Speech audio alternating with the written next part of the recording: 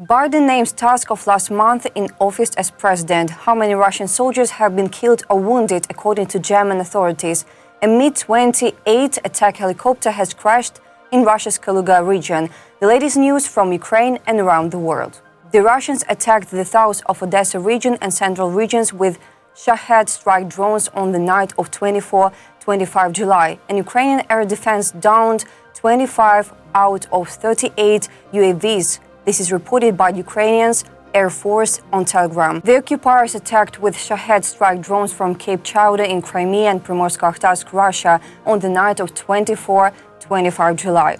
Last night, the enemy used 38 Shahed 131, 136 strike UAVs targeting infrastructure facilities in several directions, including the south of Odessa region and central regions of Ukraine. The air attack was reportedly repelled by Air Force anti-aircraft missile troops and electronic warfare units, along with mobile fire groups from the defense forces. As a result of the air battle, 25 strike UAVs were shot down. 3 more Shahed drones were lost after crossing the state border with Romania.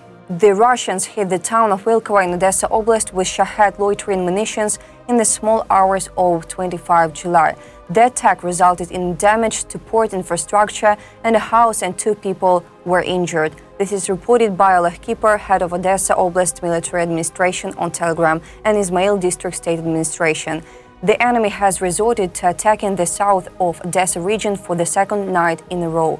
The Izmail district is under attack again. The Russians targeted the border area with strike drones. The Russians reportedly launched 11 Shahed drones at the city, damaging port infrastructure. Drone wreckage also fell on a house, injuring 2 people. One of the injured was taken to the hospital with moderate injuries. Doctors are currently providing the person with all necessary assistance. In the war against Ukraine, an estimated 350,000 Russian soldiers have been killed or wounded, according to German authorities, according to German Chancellor Olaf Scholz. Scholz said that in pursuit of capturing additional square meters of Ukrainian territory, Russian dictator Vladimir Putin is killing civilians and sending hundreds of thousands of Russian soldiers to their death. The German Chancellor said, according to our data, although exact figures are unknown, 350,000 Russian soldiers have either been killed or seriously wounded. And every day this number increases by 1,000 or more. About Russia's losses, according to the General Staff of the Armed Forces of Ukraine, since the beginning of the full-scale invasion of Ukraine, Russia has lost over 571,000 occupiers, as well as thousands of pieces of equipment. This includes not only armored vehicles, but also aircraft and ships. Just in the last 24 hours, Ukrainian defenders have eliminated 1,230 Russian invaders. The 14 Leopard 2A4 tanks purchased by the Netherlands and Denmark for Ukraine will be shipped this summer. The combat vehicles have been repaired and tested in recent months, according to Dutch Defense Minister Ruben Brekelmans. The Netherlands and Denmark purchased 14 used Leopard 2A4 tanks, which were repaired by the German company Rheinmetall. Ukraine will be able to use them in the fight against Russian aggression. The last 2 tanks are undergoing verification tests, and the first 12 are ready for shipment. All 14 tanks will be delivered by the end of the summer. The minister says Ukraine urgently needs additional military support because of the heavy fighting. These tanks can play an important role in protecting the Ukrainian army from Russian troops. He notes that the Netherlands will continue to support Ukraine and its allies and partners for as long as it's needed. Netherlands aid to Ukraine. The Netherlands provides Ukraine with comprehensive support. Amsterdam has allocated over 1 billion euros in direct budget support to Ukraine. These funds help to support the functioning of the Ukrainian government, provide social benefits, and finance basic public services. Earlier, it became known that the Netherlands will allocate 300 million euros for ammunition for F-16 fighter jets that Ukraine will soon receive. Spain will provide Ukraine with a new additional battery of Hawk air defense systems. The delivery of the system is scheduled for September, according to the Spanish Ministry of Defense. Spanish Defense Minister Margarita Robles told her Ukrainian counterpart Rustem Umerov in detail about the upcoming delivery of military equipment. The new package will include an additional battery of the MIM-23 Hawk air defense missile system.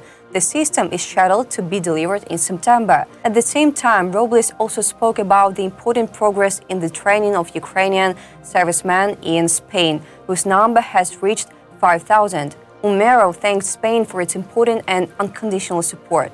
I need to say, Ukraine has been actively using the MIM-23 Hawk since the beginning of the full-scale war with Russia. A Mi-28 attack helicopter has crashed in Russia's Kaluga Oblast. The entire crew was killed.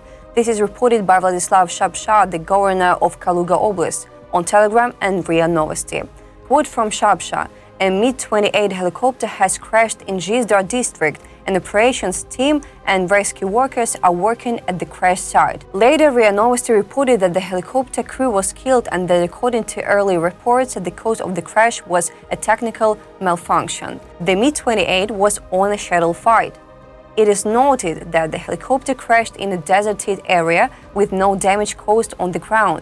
The Mi-28 is an attack helicopter designed to seek and destroy enemy armored vehicles, aerial targets and manpower. Why this is important? After the imposition of sanctions against Russia for its war against Ukraine, the number of aircraft accidents in Russia has increased. This has been explained by the lack of essential parts that Russia used to import from Western countries. US President Joe Biden has identified ending the war in the Gaza Strip and halting the conflict in Ukraine at the top priorities of his administration over the past 6 months, according to a national address broadcast. The president outlined his international policy priorities, which include working towards ending the war in the Gaza Strip and stopping Russian President Vladimir Putin in Ukraine. Biden said, "And I'm going to keep working to end the war in Gaza, bring home all hostages, and bring peace and security to the Middle East and end this war. We will keep rallying a coalition of proud nations to stop Putin from taking over Ukraine, doing more damage." The White House chief also pledged to keep NATO stronger, more powerful, and more unified than ever in our history. US President Joe Biden praised the political qualities of Vice President Kamala Harris and advised Americans to support her candidacy in the upcoming election, according to a national address broadcast. He noted that in just a few months, the American people will choose the future course of America and added that he has already made his choice. Biden said, "I made my choice. I made my views known. I would like to thank great Vice President Kamala Harris. She is experienced, she is tough, she is capable, she has been an incredible partner to me and a leader for our country. Now the choice is up to you, the American people." Kamala Harris instead of Biden. Following Biden's withdrawal from the presidential race, the most likely Democratic candidate is now current Vice President Kamala Harris. She has already secured enough support within the Democratic Party to be designated as the official presidential candidate. At her first campaign rally, Harris sharply criticized her main opponent, Republican Donald Trump. That's all for today. Thanks for watching this video. Like and subscribe.